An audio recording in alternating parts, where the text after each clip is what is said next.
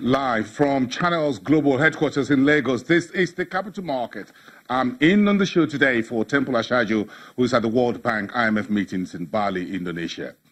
The Nigerian stock market managed a 0.23% gain for the current week, moderating the composite index downturn since October started and year to date. Look at the numbers. I'm bringing them to school. This is the Friday numbers. The stock market finished 0.12% positive on Friday, with a holding to the mid-level of the 32,000 on the general index. We finished off Friday a very decent 162 million ordinary shares for 2.23 billion, on track for most of the week. And in terms of transactions, nearly 3,000. This was the strongest daily transactions or total deals in the current week. 2,922 on Friday. Now, if you look at the banking, the big sectors in the market, we track this on every day and all the time for you, the big five sectors, and then you can see where the market finished off on Friday strongly a little bit. The banking sector added 0.32%, consumer goods was 0.34%, and the positive sector and oil and gas about 0.1%. Industrial goods was a tad of 0.06%, and insurance lost heavily, nearly 2% on the counter.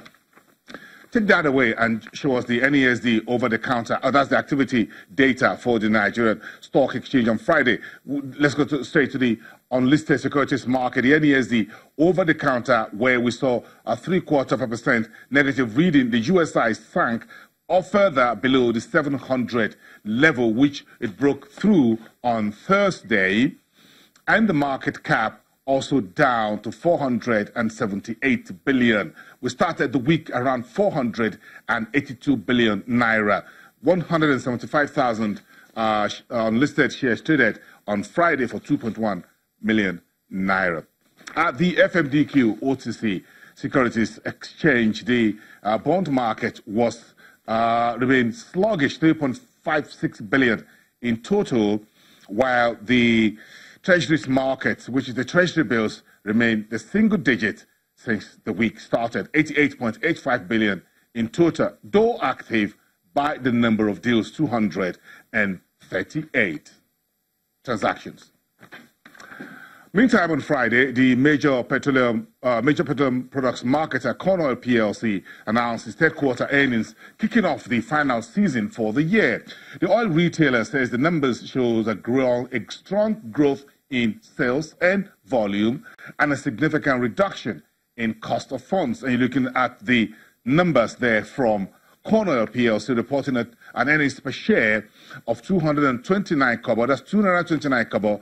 Year on year, that's better than 196 kobo Cornell reported in the same period of 2017. Turnover moved up by close to 6 billion to 75.8 billion, and the pre-tax profit tops 2.27 billion naira. Looking further into the numbers, you see the net profit up a very small margin to 1.6 billion against 1.4 billion naira in the period under review. The company, however, posted strong numbers when it comes to operational costs, which the oil retailer was able to cut sharply down by 27% on a year-on-year basis, and says its cost of funds was also slashed strongly down, cutting costs by 22%, giving a lift to its earnings per share you saw earlier at 2.22 kobo. Okay, we're going to see more of the earnings season when the markets return on Monday. Meantime, a panel of experts in the Nigerian securities market at the Chartered Institute of Stockbrokers have outlined a number of areas for the government to focus on and grow the market. The panelists were part of the recent grand annual meetings of the professional Nigerian stockbrokers and market participants held in Lagos. Let's take a listen. At the tail end of the last session, somebody said it is the same problem, and we believe that it's going to be the same solution. And each time we'll come and we'll talk about how to set agenda for the policy makers and we've been setting an agenda for a very long time. Those agendas we have set, have they been implemented? So something is wrong somewhere. And I got myself thinking, and I'm saying, when you have an idea, the best person who can carry that idea is you. If you now carry the idea and go to another person to implement for you, you have a problem. And so, majorly, if you look into the policy makers, they're practically mostly what we can consider as politicians. It means that we don't have the aggregate number of people that are seated around here at the policy-making level. And I think the starting point for post-2019, as far as I'm concerned, is that all of us here should start thinking about the way and manner we need to get ourselves into the policy-making system of this country. Because that's the only way all the things we talk about year in and year out, we'll be able to ourselves start implementing it. And I tell you, I have interacted with some of these people. They have their own ideas as to what they want to do. And they consider some of the policy initiatives that will pull out here as meddlesomeness, because they have their own, what they want to do.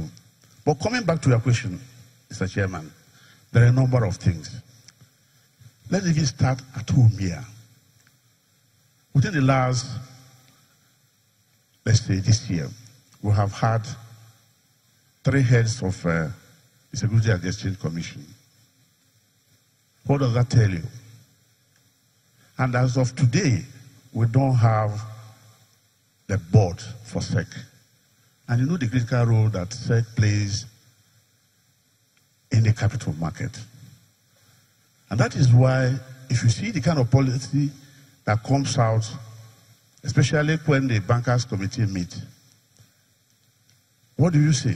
You find out that most of the policies are tending towards the money market at the detriment of the capital market. And I believe that time has come when we will have to up the ante about our advocacy level, so that the capital market itself should be seen as a force. Because I've never seen any viable economy without a very virile and vibrant capital market. Because that's the engine of growth. You talk about infrastructure. How do you finance it? It is this market. I hear my brother saying, we lack capacity. How do we then get capacity? Isn't by, first of all, having an enabling environment. And a number of companies have been sold by the government. How many pass through the capital market? Very few of them.